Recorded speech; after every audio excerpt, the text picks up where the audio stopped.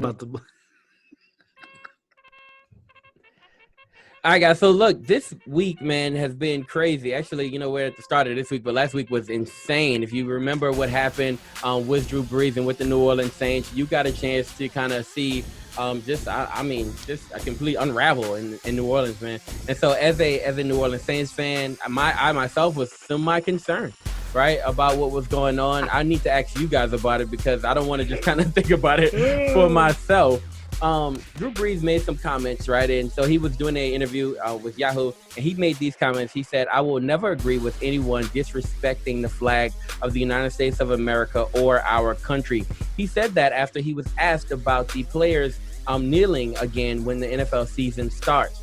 He's since then, you've seen responses. If you kind of been paying attention to what's going on Twitter, you saw responses from Malcolm Jenkins. He immediately was unfollowed by Alvin Kamara and Michael Thomas and Emmanuel Sanders. All of them, right, start subtweeting him, and you saw all that. The next day, you saw him respond with an apology. So he not only did issued an apology, he also got on video. So he said, "I want you to see me," right? And he started not crying, but very close.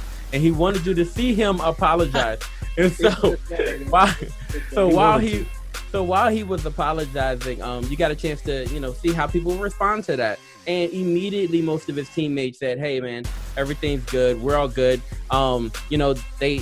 Actually somebody responded in real time saying that, man, that was awesome. And as Demario Davis, I think he accepted his apology immediately, right? And said that it was big of him to come out and do that. He followed that up with sending a letter to Donald Trump after Trump also responded and put him back on blast. And so after that, you knew, I'm sorry, but after that, you knew that something was coming. You knew that they were going to have a team meeting. Everybody knew they would have a team meeting because that's the culture of the New Orleans Saints. They did have a team meeting, and Shaq was there. So Shaq joined the team meeting, and he joined the Saints team meeting to basically tell the Saints, "Hey, don't let them divide you like they divided me and Kobe." Right? Don't let the media divide you guys like they divided this championship Lakers team. He said we could have won 5 more championships, man. But the media got to us and they divided us. And that was what it was. The question to you all is very simple. The overall plan and the overall scheme for the Saints, right? At this year, it's Super Bowl or bust, right? Drew is probably in his last year, and you don't know what's going to happen from there. So my question to you is very simple. Will Drew Brees' comments hurt the New Orleans Saints Super Bowl aspirations, or will they be able to overcome it? We'll kick off with Will Smith. Talk to us, sir. Oh, big V. I think a lot of that is dependent upon Drew Brees, not the media. And I say that because now that he has apologized, but you are responsible now after apologizing to show that your apology was sincere in your actions and how you move forward. And so are you going to be a part of Black Lives Matter? Or are you just going to throw money at it? Because a lot of times it's easy. People just throw money at it, like not saying that that's nothing, but that's kind of an easy way. Oh, I gave this organization $1 million or $500,000. But are you going to have some sweat or skin in the game per se? Are you going to go out and walk with others in protest? Are you going to go to different events in your local neighborhood where African Americans are gathered along with white people and everybody to try to come to a resolution and discuss the issues at hand? Because it's deeper seated than what Shaq's statement says. For me, I don't think that was a good comparison, because I think with him and Kobe is more of personal issues versus what's going on now is very deep seated. And throughout the country, there is some racial tension that we're suffering from hundreds of years of a system that is founded upon slavery, corruption, and greed. And so it's way deeper than just a personal relationship between two people. And I think for Drew Brees, I think they can overcome it, but it's going to be dependent upon Drew Brees and how he responds and how he communicates with his teammates. Sure. If he's really sincere about it, All right, guys, we're going to open the floor. Westside has something to say. Go for it, Westside. All right, so I'm not gonna lie to you. If I was in that locker room, it'd be pretty hard for me to eat that. But coming from a small town myself, and understanding that there's a lot of white people that really don't deal. They if it's not in front of them, they really don't deal with it. And it's not like his comments were truly malicious, but at the same time, like, he should have waited a little bit, or kind of just paused when it came to the flag. Like, I don't want to talk about the flag right now, or don't even bring the flag up. But does this divide a locker room? No, you talk about it, you hash it out. You say, okay, look, we had our beef in front of folks. Okay, let's go back in house and let's figure this out. And I think that they go back in house, they figure it out, they talk to one another. Because here's the true thing about a locker room: when you're in a locker room with your teammates are not just your teammates, they're your family. They become your best friends, and you wind up getting closer by going through struggles and growing pains. If you look, I mean, the greatest example in the world is, remember the Titans. Those guys had to go through something that honestly, we can't even fathom what they went through. But we can partially fathom. But like, the fact that they had to come together and understand each other to get to where, like, this is my brother. I'm pretty sure there was a lot worse said in that locker room with the Titans as to the flag injustice thing. Now, do I think they don't go on a Super Bowl run after this? I don't know. The Saints is the Saints. They choke anyway. But at the same time, they are a team and they're special. They're a special team. And that's all I got to say. Mute button. All right, go for it, Bernard. I'm gonna say this the nicest way possible.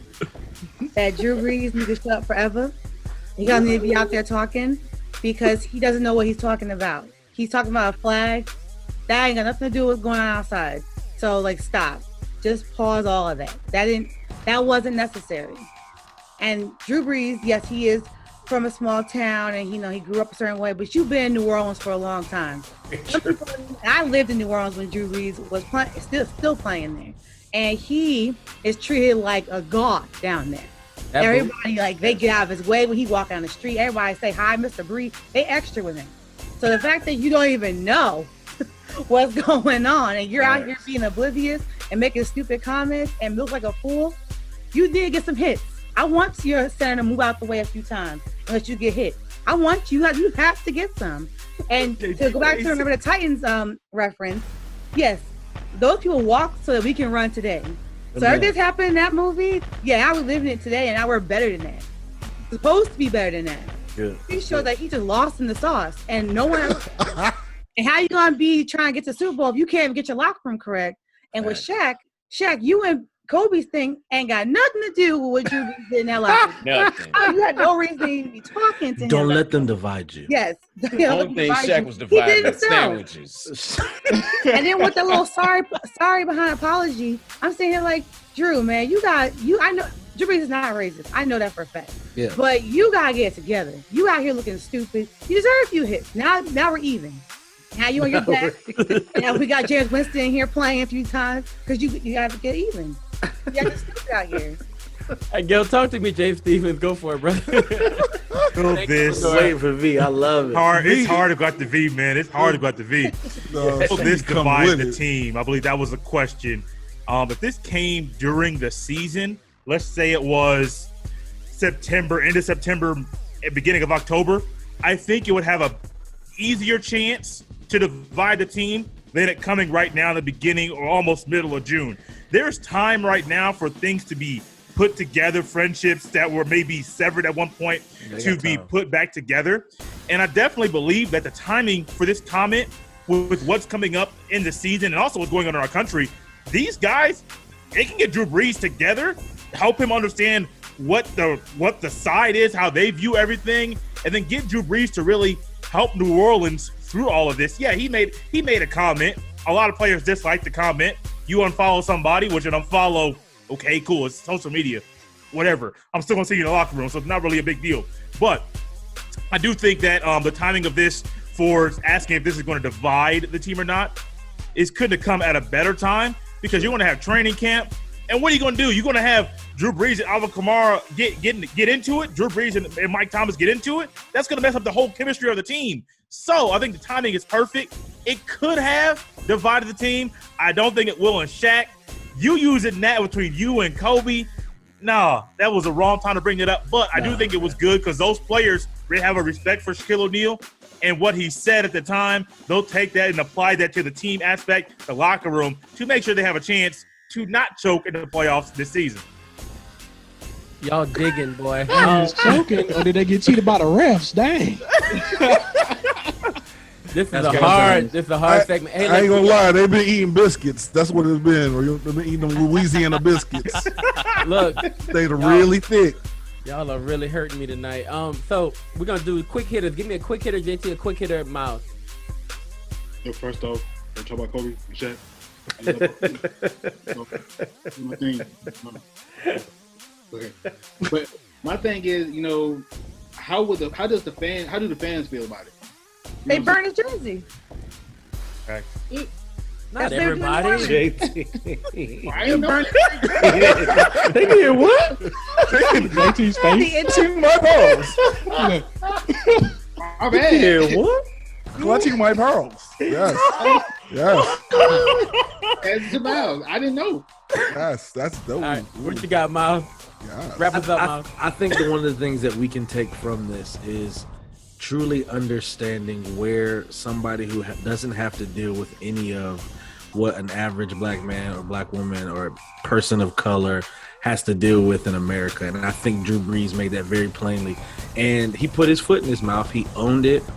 What we've seen from him is nothing but respect, honor. He's operated on a great system and been a great quarterback and been a great person to look up to in the NFL. But I think that statement gave us a win to win with some people, and then what some white quarterbacks or white players may really believe that this is what this is about, and I'm not seeing the other side of it. So I like the fact that he came back, that he owned it. He said, I'm getting educated, and it really is on kind of this, you know, speaking forward and really understanding what he was saying.